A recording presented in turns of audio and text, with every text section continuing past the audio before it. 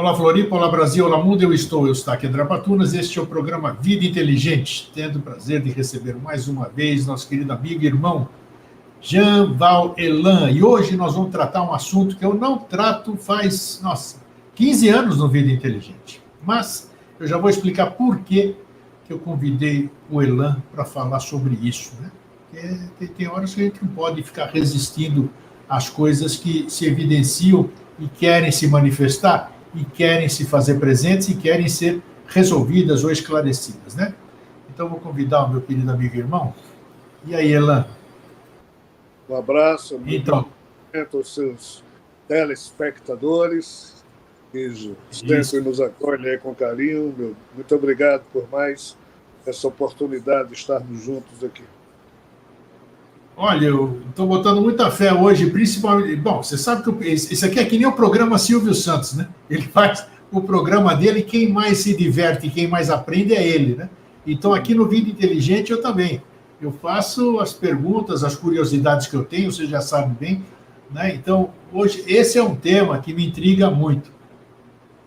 E eu conversando com um amigo outro dia, ele me contou um fato, porque ele era esse jogador, ele foi jogador de futebol, ou pleiteava ser jogador de futebol. Ele era do São Paulo, né? Muitos anos atrás. E um dia eles foram para uma concentração e ele foi olhar a janela do apartamento lá, do corredor do hotel, no quarto andar, e simplesmente a esquadria se soltou e ele despencou de lá de cima, de 4 andares, né? Sobreviveu. Recentemente, aqui estávamos conversando, ele me contou um fato de que ele foi num certo lugar um dia e alguém disse para ele: fui eu que te empurrei. Você entendeu? Como foi você que me empurrou? E aí ele foi atrás das informações, e as informações foram tantas, Elan, para essa pessoa, foram tão contundentes, vamos dizer, endereço, nome, cidade, toda essa coisa, e ele foi lá conferir esse negócio. E foi conferir e realmente era real. Então, eu tenho lido ao longo de todos esses anos algumas coisas que são inquestionáveis, digamos assim. Ou tem outras explicações que nós vamos buscar conversar hoje, ou então o fenômeno, se é que eu chamo isso aqui de fenômeno, uma realidade, não sei como é que nós vamos nominar, o fenômeno existe. Então, eu quero, antes de mais nada, que você, como é que se diz? Me decifre essa palavra reencarnação. Significa entrar na carne de novo, reencarnar. Nós estamos no processo, seríamos espíritos, e a gente está passando por uma experiência física, e depois termina essa experiência física, voltamos para algum lugar e vamos reencarnando, readquirindo experiências físicas. Então, por favor, você que é profundo conhecedor do tema, gostaria que você esclarecesse no seu ponto de vista o que é a reencarnação. Desde quando se fala em reencarnação? Porque você vê que muitas doutrinas, muitas escolas, muitas religiões, elas relutam, né? Elas querem distorcer, elas querem negar, outras maquiam para que isso não aconteça. Então, eu vou deixar você falar. O que mais limita o ser humano é o conjunto das próprias opiniões que esse ser humano coleciona. E nisso reside algo muito inquietante, porque nós, naturalmente, somos levados a pensar que as opiniões que a gente coleciona estão corretas. E ainda colocamos no rosto um sorriso de superioridade quando escutamos alguém falar contraditório daquilo que pensamos, outras ideias, e nos perdemos em discussões de ego, onde a primeira vítima é sempre a própria verdade, que ela nunca vai aparecer, porque o que está havendo ali é uma disputa de egos, não necessariamente compromissados com a busca do verdadeiro, do real, mas tão somente em fazer valer o seu ponto de vista. como vencedor, e esse é o lado tragicômico do nosso estacionamento espiritual. A questão não é uma crença, não é de acreditar nisso ou naquilo, e porque eu acredito nisso ou naquilo, eu vou para o céu ou para o inferno, eu serei melhor ou pior do que a crença que eu tenho. Isso é totalmente falso.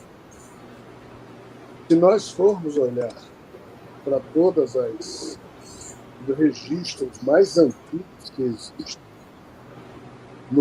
desde o Paleolítico, 40 mil anos atrás, até os tempos mais modernos, tudo que o ser humano organizou como sendo o natural tem sim na chamada metempsicose, na chamada encarnação, na chamada imantação de algo não material a uma coisa viva material para poder dar suporte ao organizador. Isso sempre existiu, não como uma crença religiosa, mas como uma perspectiva de constatação de que existia ali um corpo vivo, de repente esse corpo é atingido por uma pedra, morre, ou então o corpo está ali bonzinho, de repente sente alguma coisa, morre. Os nossos antepassados diziam que a ânima, a vida, havia se retirado do corpo, como se ali existisse um espírito, uma ânima, uma alma hospedada naquele corpo dando vida. Essa sempre foi a percepção natural.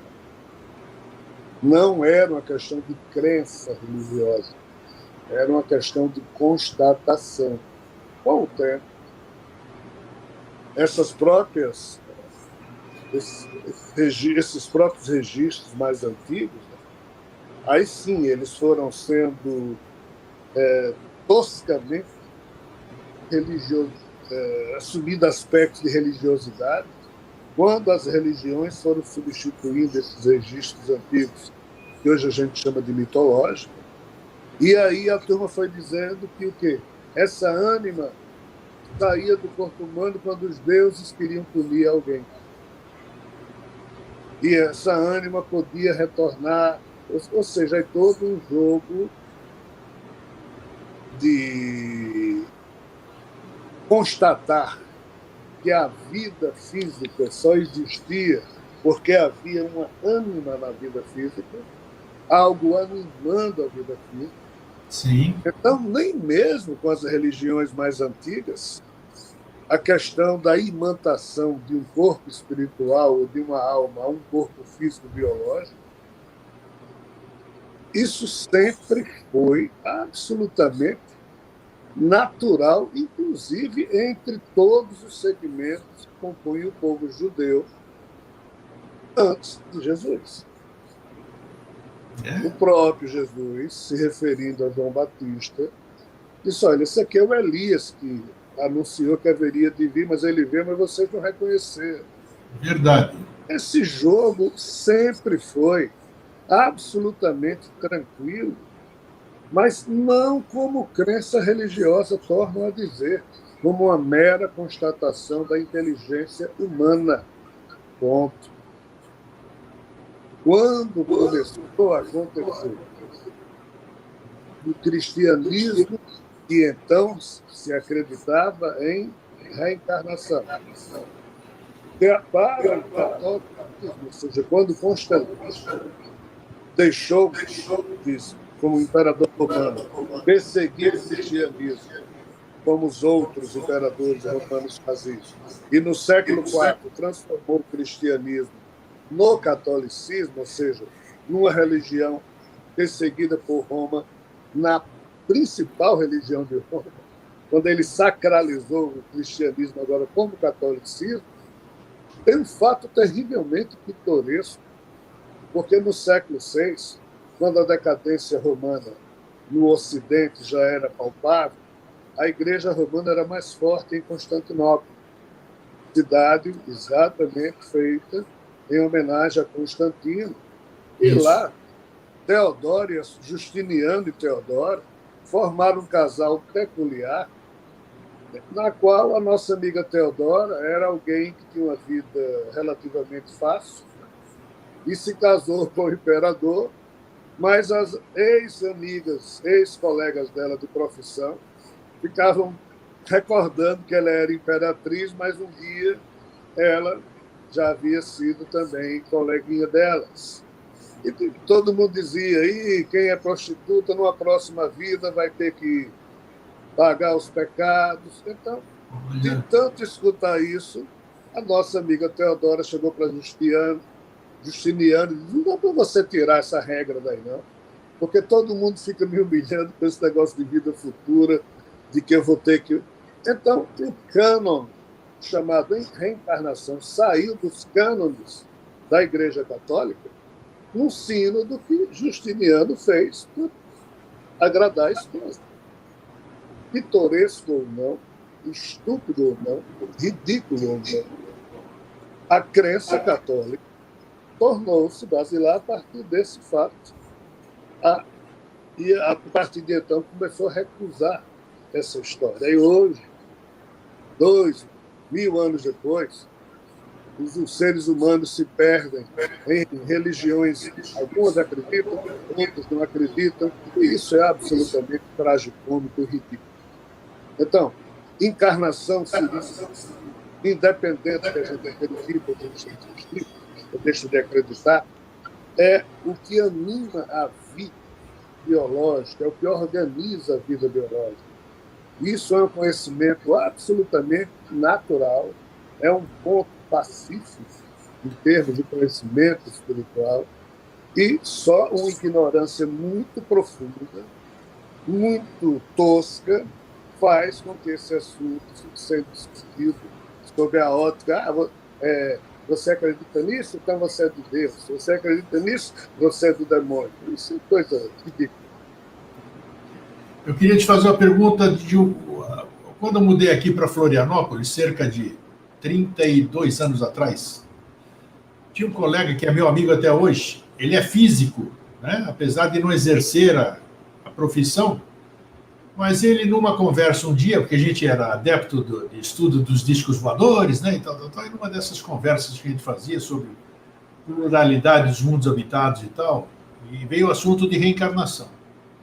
E ele disse para mim, Grego, eu não acredito em reencarnação pelo seguinte, porque nós temos os nossos pais, que consequentemente tiveram os pais deles, e assim vai todo mundo para trás. Então nós todos temos, dentro do nosso organismo físico aqui, uma memória celular. Os nossos antepassados vibram dentro das nossas células, dentro do nosso ser. As células têm memória e tal. E naquele tempo eu militava na doutrina espírita, né?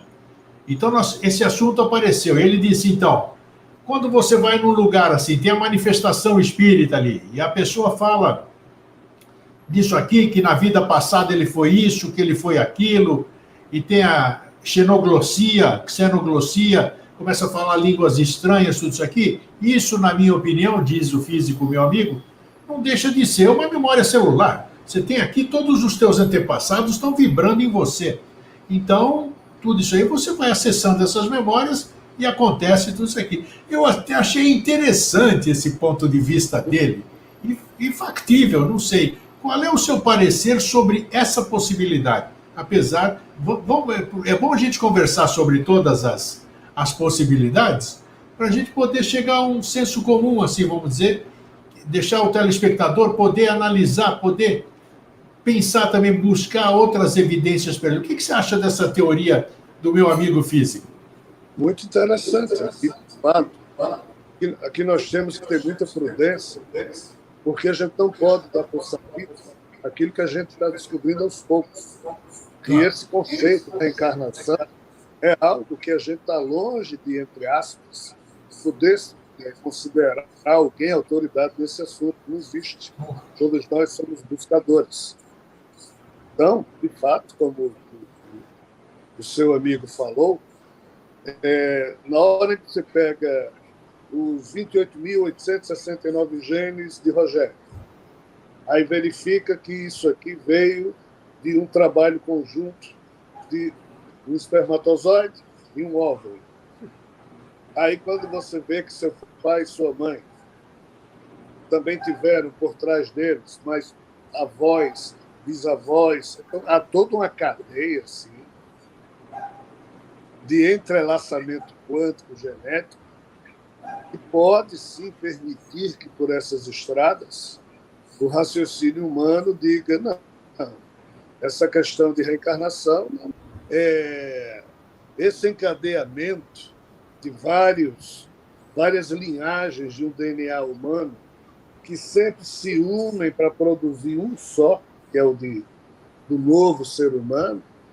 Claro que aqui vem toda uma herança, mas aqui implica um pequeno detalhe que o seu amigo físico esqueceu.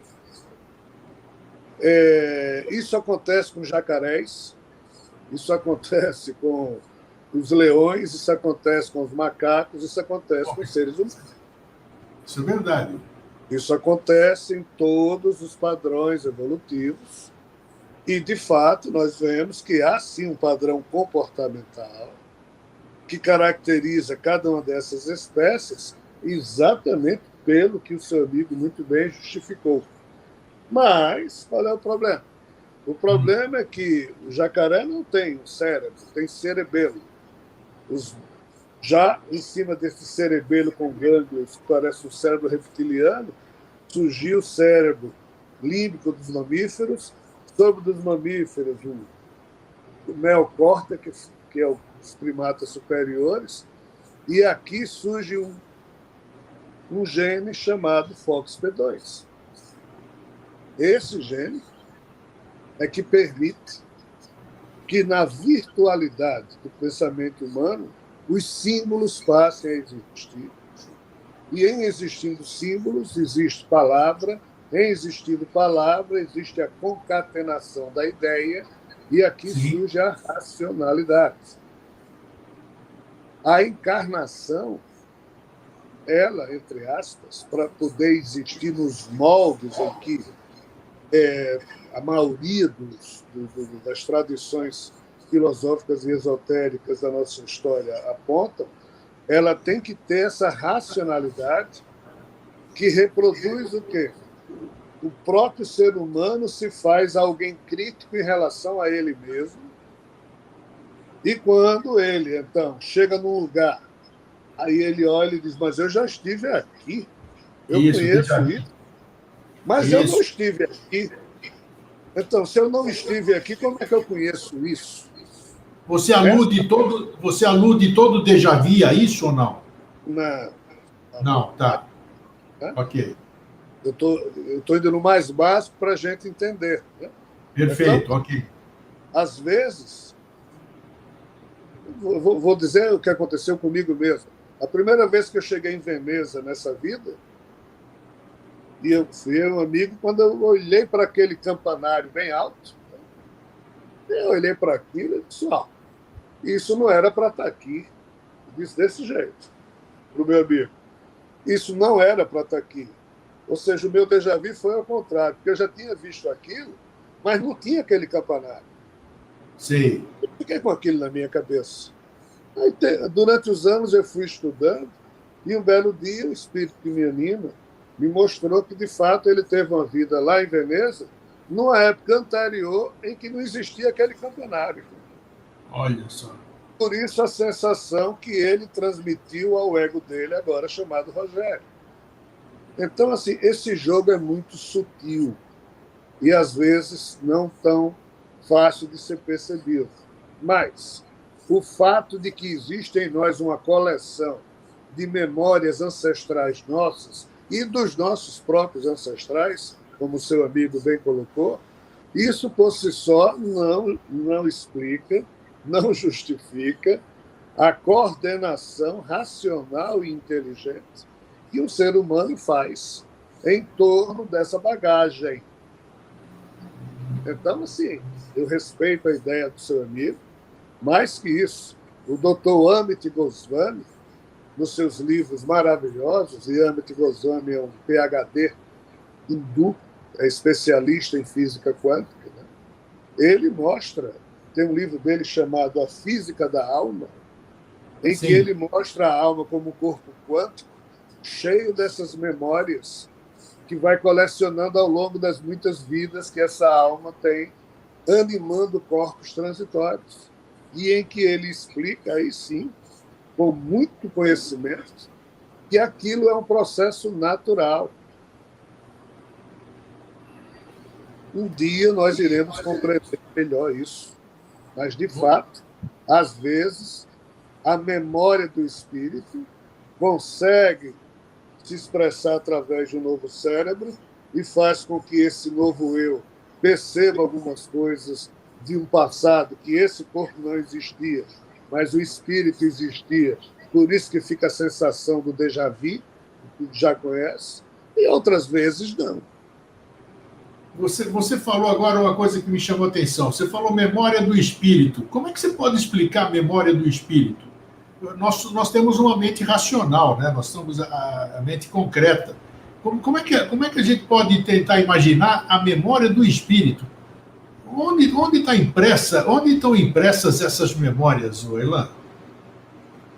Olha, o antigo conhecimento sânscrito diz que o espírito ele tem nele algo que se chama o Sanchita Karma, que é o banco dos registros akáshicos que ele carrega nele mesmo, de todas as vidas. É como um ator que, em fazendo vários papéis em várias novelas, Sim. ele colecionando aquelas experiências desse Sanchita Karma, que seria a própria personalidade dele. O problema é que isso fica muito pesado quando as memórias são sujas. Aí surge o esquecimento como forma de você conseguir ir para uma nova vida, totalmente diferente daquilo, para poder dar conta que o percentual daquilo se chama Prarabdha Karma, esse programa encarnatório. Mas, indo agora para o espiritismo, os espíritos dizem o quê? Que os espíritos, na maioria, foram criados simples e ignorantes. Isso. Nascendo primeiro como, digamos, plantinhas, depois animais irracionais. Até aí eles vão vivendo, mas note, Eustáquio, eles não têm um senso de eu. Eles não têm esse senso. Só quando ele nasce pela primeira vez numa condição humana, em que esse ser humano se acha alguém porque tem um nome, aí essa identificação, quando esse corpo morre, o eu continua existindo, porque está ancorado no espírito que animava o corpo, e esse eu passa a existir no espírito com as mesmas características que tinha enquanto o corpo estava vivo.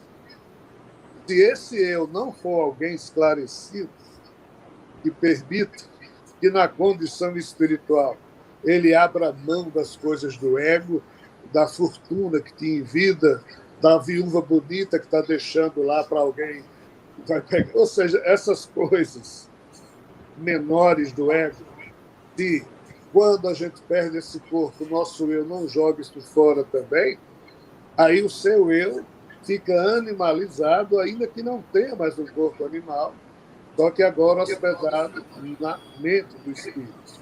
Então, o espírito, respondendo a sua pergunta, ele vai colecionando, é igual a um álbum de figurinhas, tá?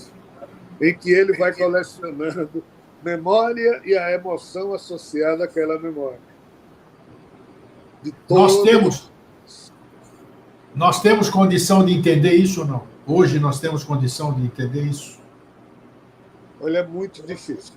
Difícil, Eu né? converso com psiquiatras, converso com psicólogos e não vejo na ciência, no academicismo, a mais remota questão que no momento se compreende isso. Por quê?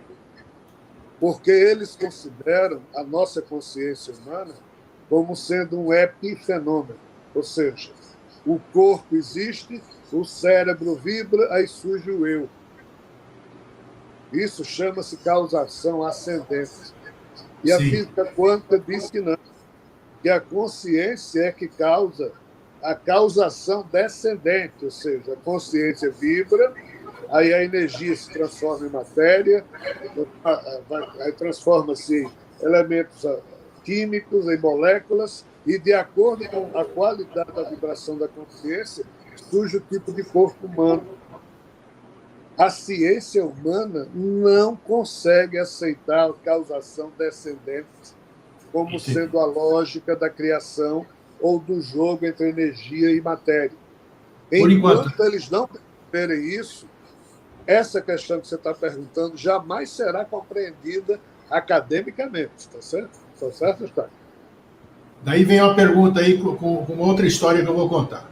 Você falou da questão do esquecimento, agora você falou dos porquês também, e daí tem, 30 anos atrás, mais ou menos, nós tínhamos formado um grupo com pessoas super graduadas aqui em aspecto de responsabilidade e de paranormalidade de cada um, né? Então tinha médium, tinha vidente, tinha paranormal, tinha cada um com as suas habilidades psíquicas, digamos assim.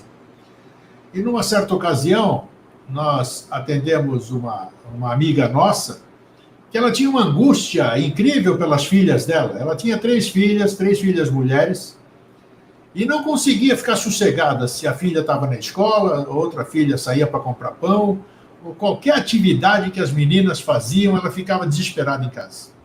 Era um como é que se diz, um zelo pelas meninas que não. Então, isso a perturbava, e falou, vamos ver o que a gente pode acessar, digamos assim, né? Então, como tinha gente graduada, a gente ancorava energias, era uma coisa demais.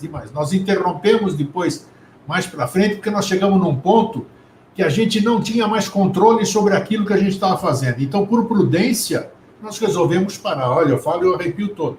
Mas a gente fazia coisas que pouca gente acreditava se visse. Mas tudo bem, nós fomos responsáveis de parar quando a gente não entendia mais o que estava acontecendo.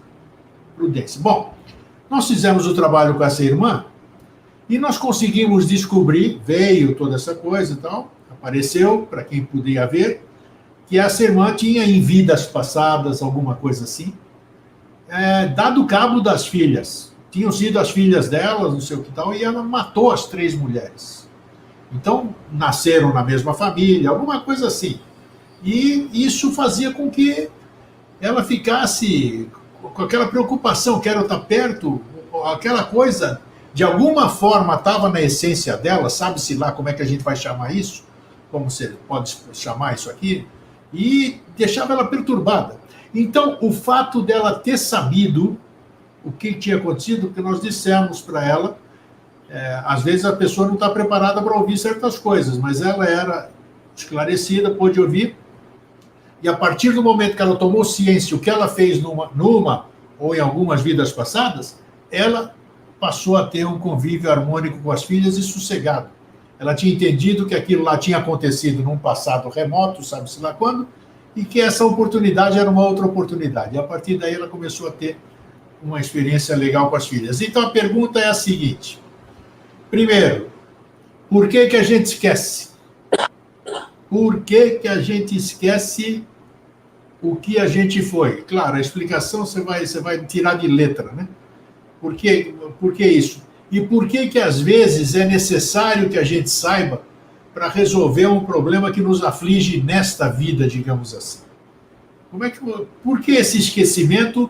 E nós não podemos, nós não estamos aptos a suportar ou saber algo que nós já fizemos no passado, porque, por teoria, se eu voltei, se eu reencarnei, digamos assim, eu estou um pouco melhor, sei lá, eu recebi uma nova oportunidade, vamos conjecturar, vai. Eu não tenho prova de nenhuma do que eu estou falando, mas eu recebi uma nova oportunidade, vai lá, Grego, você tem uma ficha tal, você deve 50 pila, vai lá e vê quanto você vai conseguir pagar, ou você pode aumentar a sua dívida, vai lá. Mas por que eu não tenho, por que o ser humano não tem o conhecimento do que ele fez para poder trabalhar em cima daquilo? Ele poderia não suportar? É coisa do senhor do karma? Sei lá. Fala aí, Elano. Não, é um problema do médium. Na espiritualidade, a turma costuma brincar a forma como os antigos deuses desse universo vizinho, Deus, sei lá quem, tiravam deles mesmos a própria célula e clonavam figuras a partir da sua própria vontade. Sim.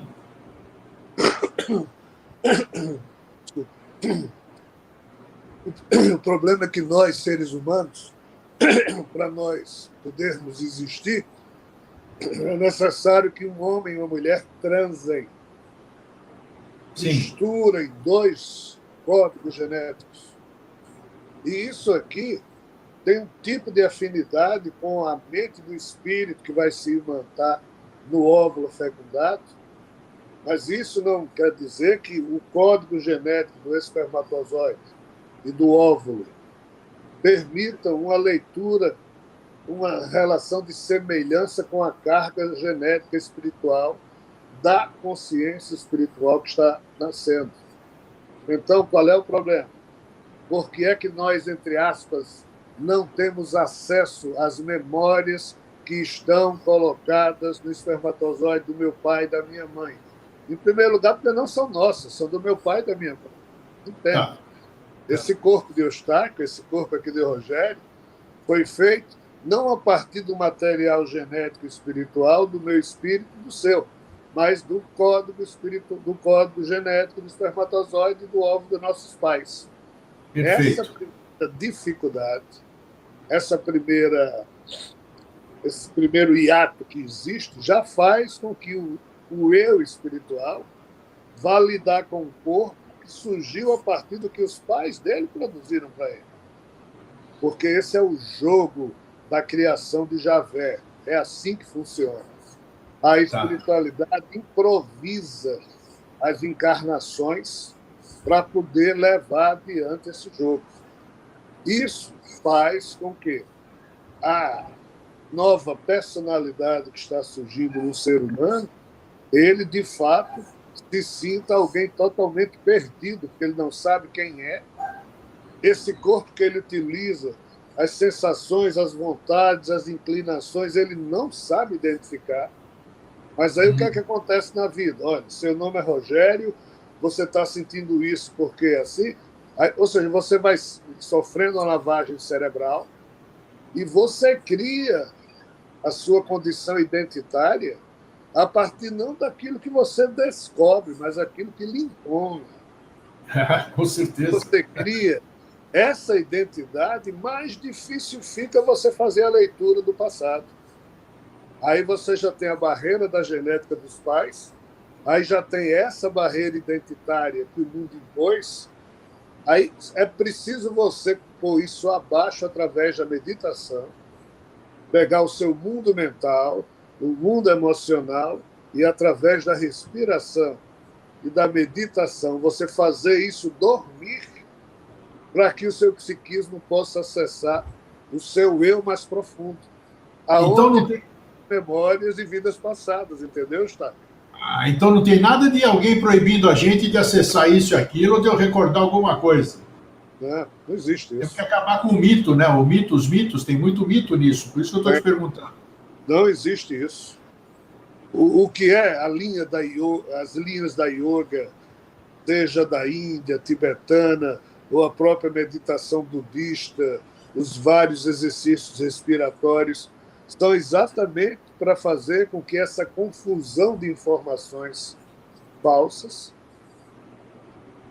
em relação à sua identidade original, Sim. deixem de existir no seu psiquismo para que você, então, possa acessar o eu profundo. É só isso. Então, essas conversas que botam um monte de isso, você não é isso porque você não está preparado para saber disso, você não está preparado para ver isso é conversa fiada, então, digamos assim. Infelizmente, eu diria que sim, porque não é verdadeiro. Ótimo. Não é por causa disso.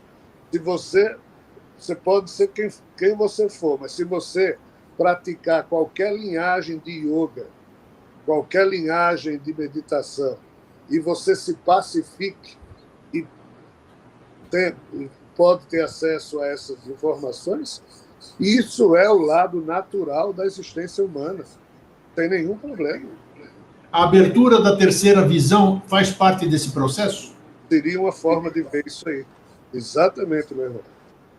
Porque é uma visão a mais, não é a visão só da dualidade. Né? Claro. A visão da natureza espiritual que está por trás da nossa natureza humana. Não é difícil, Eustáquio, é trivial.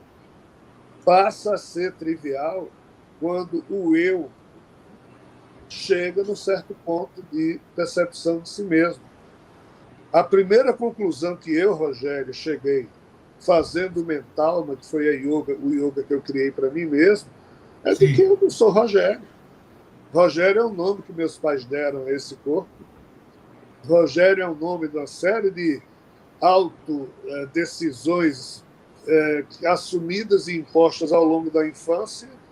E na hora que você percebe que esse Rogério é só uma organização biológica, aí na hora que você consegue colocar esse Rogério para dormir um pouco, através de um método que usa a respiração e a tranquilidade mental, e faz com que naturalmente aflore um eu mais profundo em você, esse eu mais profundo é que de fato é você. Aí você sabe que você não é Rogério. Mas qual é o drama? Até hoje eu finjo que eu sou, porque senão não funciona. Senão não consigo conviver com as pessoas que eu amo, com as pessoas da terra. É assim. Você vê, nos impuseram tanta coisa. Você deu aquele exemplo da igreja, que eu desconhecia aquele fato, né? Que já quem era? Foi o Constantino que fez a coisa mudar lá, que você falou? Não, Justiniano. O Justiniano. Agora você vem e fala que é tudo mistificação. Quer dizer, colocam tantos porquês. Olha, é tipo assim, a minha família, toda a minha ascendência diz que eu não devo vestir azul, porque azul é uma cor que dá azar e que não sei o quê, você nunca vai para frente e tal. Minha mãe, minha falecida mãe, minha amada mãe, que acreditava em metempsicose, dizia que a vida era metempsicose, né? Ela, por exemplo, ela me via cruzando o braço. Não, descruza esse braço, porque isso aí cruza a sua vida. Então, são coisas, Elan, que são tradições, entre aspas, que vão nos passando e vão nos cerceando que a gente tem a condição de alcançar a verdade. Né? Por isso que a minha primeira frase para você foi: o que mais limita o ser humano é o conjunto de opiniões que ele carrega. Perfeitamente. Agora, aprisiona. Outra curiosidade aqui, nós estamos indo bem, tá? Uma curiosidade que eu tenho, intrigante, e essa que entra a parte do inquestionável. Isso tem coisas que eu disse no começo do programa aqui que são inquestionáveis. Crianças, eu estudei na universidade lá em Bragança Paulista, Faculdade Bandeirante de Medicina, e na minha república tinha um moço que incorporava um alemão. Ele incorporava um alemão, e quando ele incorporava um alemão, era um pega para capar, Elan, porque na nossa república tinha um judeu dentro, um moço que era judeu. E ele queria, de qualquer jeito, pegar o judeu. Olha só que loucura, dentro da república. Só quando ele incorporava. Então, aquela questão, isso foi em 74. A guerra acabou em 45. São 74, 30 anos, 29 anos. Eu vejo crianças, eu vejo relatos, assisto filmes, evidências de crianças que nascem, que lembram do nome, lembra que era casada, que morava em tal endereço, que dentro da cômoda tinha isso, tinha aquilo. Então, como é que isso... Primeira pergunta, como é que isso é possível?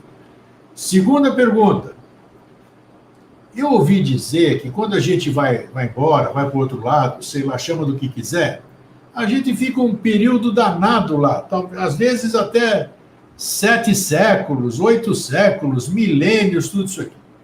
Então, que critério é esse? Como é que é essa história? Quem é que define quando é que você volta, quando é que você encarna, quando é que você reencarna? Por que tem gente que faz o bate e volta? Bate e volta, o cara morreu, um mês depois, 2 meses depois, 3 meses depois, nasce numa criança ou 2 anos depois e está aí de volta.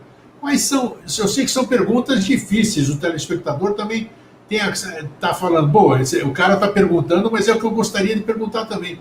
São algumas questões que todo mundo gostaria de saber para poder se permitir. Quando alguém me dá uma resposta plausível, eu relaxo e me permito. Quando eu me permito, eu estou aberto para o conhecimento, para pesquisar mais, para ouvir uma outra pessoa, para ouvir outras opiniões. Como é que você explica essas questões que eu acabei de levantar e te perguntar aqui, Elan? Olha, para a gente entender isso, a gente teria que primeiro definir um contexto.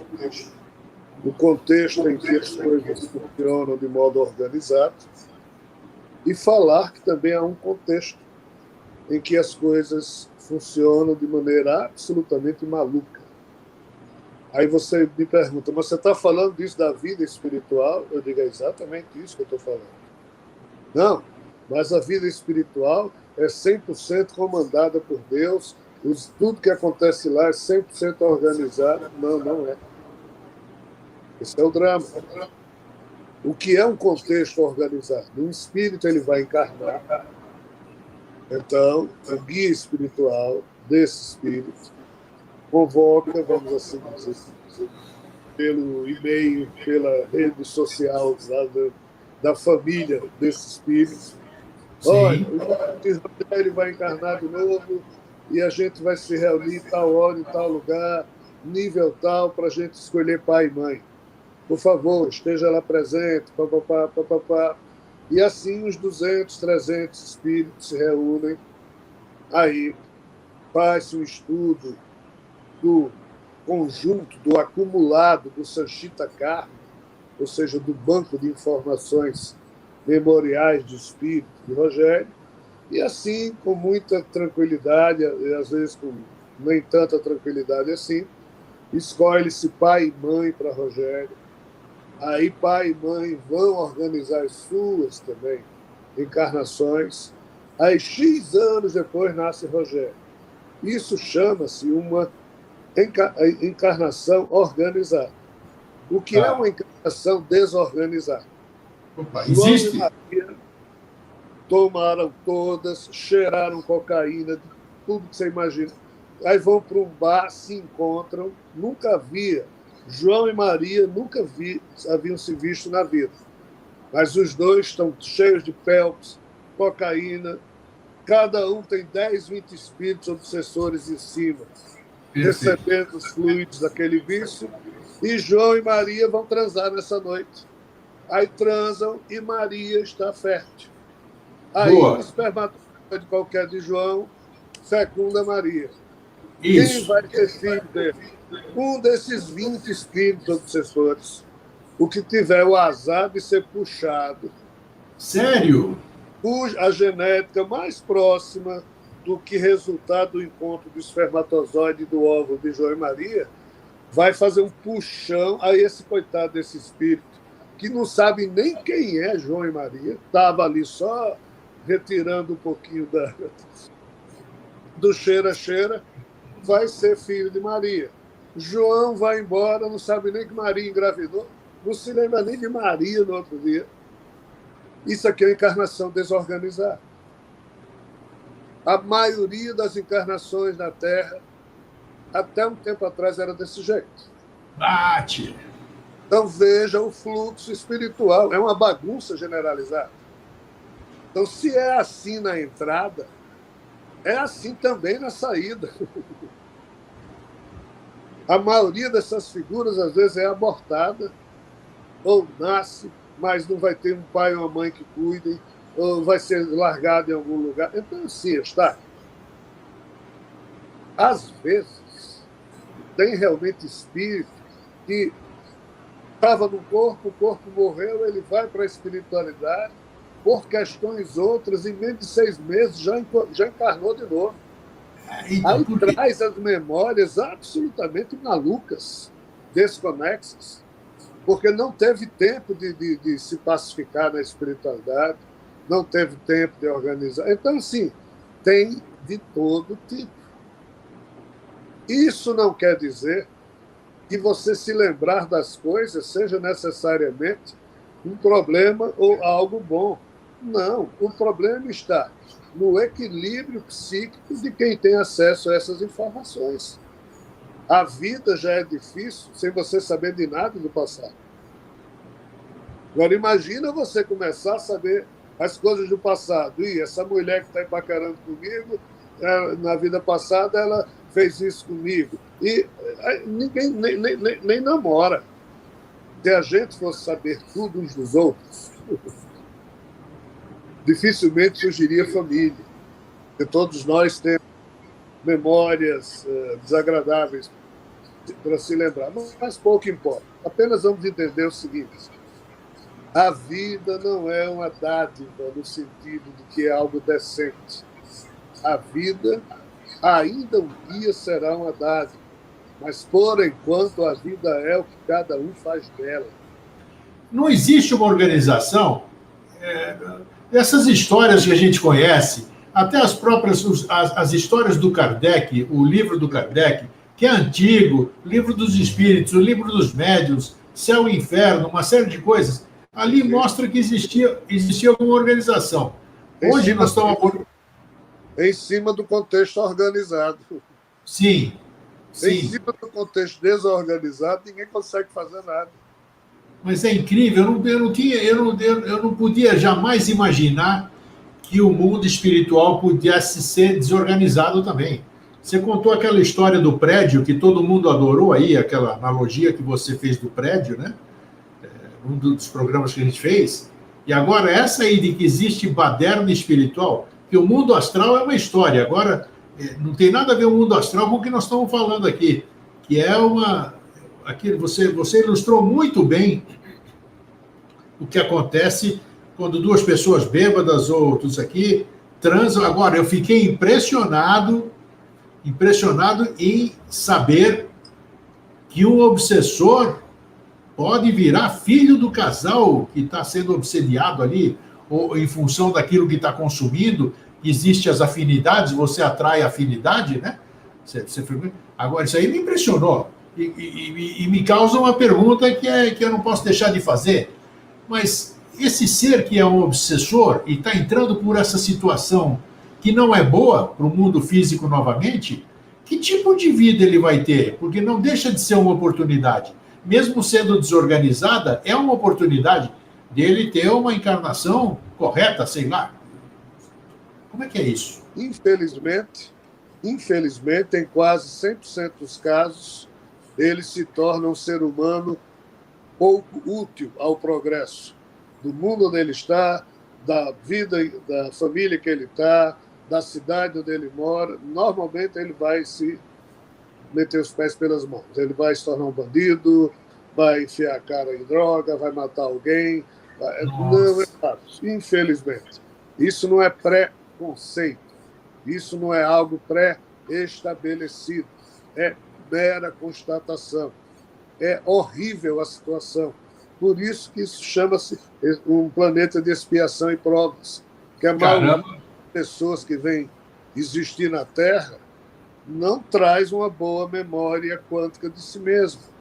Não traz talentos espirituais para serem multiplicados em benefício dos outros. Já vem com a doença do egoísmo, da ambição, da insatisfação, da desconfiança geral. É pessoa que só dá algo se receber muito. É todo mundo viciado em pedir, viciado em exigir que Deus faça as coisas, que santo tal faça aquilo. É um nível de comportamento bestial. Não tem como funcionar bem. Por isso que não funciona bem. Só numa situação em que esse tipo de nascimento não mais aconteça, pelo menos só processos organizados, em que vem alguém e tem uma família para receber esse alguém, e que haja relação de afinidade entre esse espírito que vem e os que vão receber.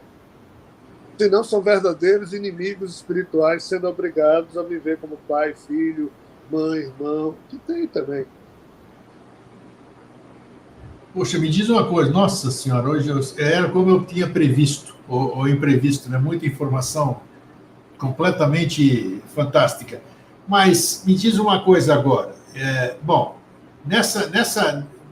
nesse mundo que você expôs agora, no mundo da bagunça, não existe policiamento, né? Vamos dizer assim, porque fala-se muito nesse mundo esotérico. Muita gente viaja, mas todo mundo tem o direito de viajar, né? Nas suas ideias, tudo. Eu também já o fiz e muito e viajo ainda hoje. Não existia, por ser um problema, por ser um planeta de provas e expiações, como você diz, falou-se muito anos atrás, ou continua falando, transição e patati patatá. Existe alguma coisa de realmente pegar-se uma orbe de seres, de espíritos, e levar para algum lugar, nem sei se é verdadeiro ou não, a história dos exilados da capela, né, do Edgar Armand. Então, existe uma possibilidade de acontecer algo igual? Tirar... Como é que é isso, Elan? Está havendo. Está havendo? Eu julgo saber, posso estar terrivelmente enganado. Claro. Penso que não, desde 1989 que isso começou. 89. Quem está morrendo, aquele que está desencarnando, ou já está se organizando para continuar a nascer aqui na Terra, ou vai se tornar alguém no processo de especiação da humanidade, uma humanidade melhorada que vai viver em Marte, na Lua, numa nave, por aí vai. Mas, ou então aquela figura que, tipo, um aluno de uma escola que só vive repetindo de ano, nenhum professor suporta mais aquele aluno ali na escola, então ele é expulso da escola. Isso chama-se exílio espiritual, é o que houve de capela para cá. Então, de fato, também está havendo, só que isso aqui vai durar ainda séculos, para que a turma negativa vá morrendo e não mais nascendo na Terra. Até lá é transição. Um dia a Terra será um mundo regenerado, como a própria doutrina espírita diz, em que espíritos do bem, organizados, encarnem aqui. Mas isso ainda vai demorar um pouco, entendeu? Não é trivial. Bom, então é isso. E a coisa é complicada. Eu diria para você e para quem nos escuta o seguinte: nenhum de nós deveria sair dessa vida sem ler um livro de Chico Xavier e André Luiz, que se chama Nosso Lar. Sim, claro. A história do Nosso Lar, que mostra uma cidade espiritual, aí mostra como ela é ilhada, ela não tem contato com outras cidades, porque é uma cidade protegida, porque tem várias figuras fora que ficam tentando invadir a cidade. Aí, nesse livro, Chico explica que tem outras cidades em outros níveis. Mas, assim, com muita propriedade, Chico e André Luiz mostraram que a vida espiritual ela não é democrática. Você, entre aspas, morre, o seu eu vai para uma cidade dessa, se for do bem, e lá dentro você fica convivendo com seus iguais, ainda que sabendo que lá fora tem um monte de espíritos bestiais. O que é que eu estou querendo dizer? Isso é no meio dessas cidades. Indo para aquele exemplo do edifício, Nosso Lar está no 2º, 3º, 4º, 5º, 6º, 7º andar desse edifício. Mas tem para baixo também. Tem o subsolo, tem a turma do umbral, tem o chamado inferninho. Então, o que é que eu estou querendo dizer? Às vezes, uma mãe perde um filho e fica rezando: Deus, ajude meu filho. Bezerra de Menezes, ajude meu filho. Às vezes, a espiritualidade nem sabe aonde o espírito daquela figura foi parar. Vixe, Maria. A espiritualidade só sabe aonde estão os espíritos que estão vivendo sob o contexto organizado dessas cidades, desses núcleos socorristas, dos núcleos espirituais. Na erraticidade, ninguém sabe. Às vezes demora 20, 30 anos para um grupo de espíritos descobrir aonde está fulaninho, porque a avó dele é alguém que tem muito mérito espiritual e reza todo dia para que aquele neto dela seja ajudado. Gente. Não é trivial, não é fácil, não é assunto para gente romântica. Muito bom. Caramba, eu sabia que ia dar nisso. Nós vamos arrumar muito comentário, muito, mas é bom, tem que falar mesmo, tem que assim, tem que ser contundente, tem que fazer ir atrás, né? Porque se a gente ficar só na cartilha, Elan, nós vamos continuar sendo vaca de presépio, vamos estar sendo conduzido. Você não pode pensar diferente disso e vamos seguindo aí, entendeu? Eu acho que você, poxa, o que você daria de recado assim, vamos dizer, para essas pessoas que ficaram chocadas agora, que nem eu, chocada não, fiquei impressionado aqui com esse tipo de informação. Agora eu vou pensar, sei lá, para onde as pessoas temem, né? Temem passar. Eu disse para um amigo que é espírita daqueles fanáticos, que ele sabe o caminho da casa dele para o centro espírita e do centro espírita para casa, mas é um irmão, é um amor de pessoa.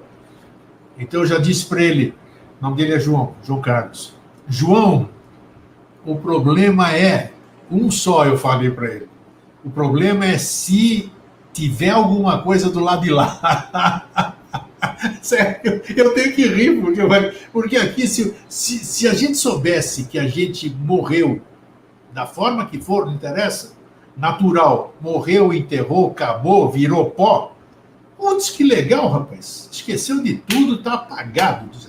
Mas aí eu pergunto, João, ele sabe, ele vai assistir isso aqui, ele vai falar, putz, João, e se tiver alguma coisa do lado de lá? É o que você disse.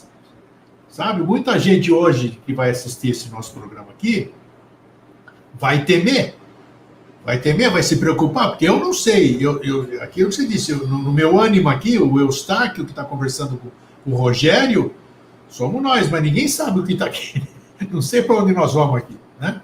Saímos daqui, eu não sei, eu posso estar aqui sendo uma pessoa boníssima, mas não sei o que tem. Como é que são esses aspectos? Eu vou embora do jeito que eu estou? Como é que é isso, Elan?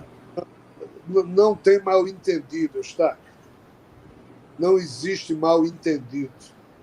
E nenhum de nós nunca está sozinho nesse sentido. Eu já morri, entre aspas, 2 vezes, meu corpo, enquanto o Rogério já morreu 2 vezes. Eu já tive o privilégio, vamos assim dizer, de abraçar a vida espiritual e ser abraçado por ela sem maiores problemas. Mas, assim, o que é que os espíritos dizem? A única riqueza que a gente consegue levar daqui para lá é o amor que a gente amealha no coração da gente. Isso basta. Por mais imperfeitos que nós sejamos, e somos, e erramos todo dia, mas pelo menos se a gente tenta fazer o bem, tenta acertar, não precisa ser crente, não precisa nem acreditar nisso ou naquilo, basta ter vergonha na cara, no sentido de tentar ser bem. Só isso já lhe abre tudo que é porta espiritual, porque o bem tem um valor formidável. O amor tem um valor formidável. Só que não é o amor de blá, blá, blá, não. É o amor filosófico, é o amor honesto. Então, quem se sente em paz consigo mesmo não tem nenhum problema na hora da morte. Quem não se sente em paz consigo mesmo e fica rezando, pedindo ajuda, maravilhoso, não há problema, é ajudado. Agora, se você fez mal a um monte de gente, passou a vida inteira pisando no pescoço de Deus e o mundo, aí você quer o quê? Você quer que nessa hora estejam os anjinhos do seu lado? Não. A turma que você pisoteou vai estar do seu lado. Aí, amigo... Causa e efeito. Causa e efeito. Então, assim, essa turma do contexto complicado, e aquilo que eu falei, lembre-se bem, você que nos escuta, há dois contextos. Há um que é organizado, onde a decência, a dignidade, a solidariedade, o amor, a confiança, o companheirismo, isso aqui roda, faz girar esse contexto, e tem o outro que é o do desespero, que ninguém está no comando, que é uma esculhambação. Isso é real. É bom. Mas basta que a gente sinta-se em paz, basta que a gente se sinta como alguém que está tentando atuar do lado do bem e do belo. Basta isso, cara. Maravilha. Olha, por hoje deu. Adorei. Acho que nós vamos fazer muito barulho aí, viu? Nós não, eu perguntando e você respondendo aí. Elan, meu querido amigo e irmão, muito obrigado mais uma vez por dispor do seu tempo, estar aqui compartilhando conosco no Vida Inteligente. Espero que você fique bem, te deixe um fraterno abraço e até a próxima oportunidade que terá, né? Porque logo, logo você vai estar de volta aí para a gente falar sobre outros temas que eu sei que você é capaz de responder. Então, como você é corajoso também, né? Tem gente que rodeia, não gosta de se comprometer, fica assim, sabe? Então, aí fica uma conversa improdutiva se a gente assim conduz, né? Mas eu sei que você fala na lata mesmo, responde e não teme aquilo que você fala. Então é isso. Deixo as suas considerações finais. Mais uma vez eu agradeço. Como você disse, somos nós que aprendemos na hora em que discutimos esses temas, né? E o importante é que faça isso sempre sem maiores pretensões. A verdade a gente vai descobrindo aos poucos, mas a verdade da vida de cada um de nós, essa é real. Nós somos agentes da vida. Quanto mais amor amealharmos no coração e semearmos, tudo fica muito bem. Então, agradeço profundamente a você, aos seus telespectadores, mais uma vez, essa acolhida. Um bom fim de ano, boa entrada aí de ano para todo mundo.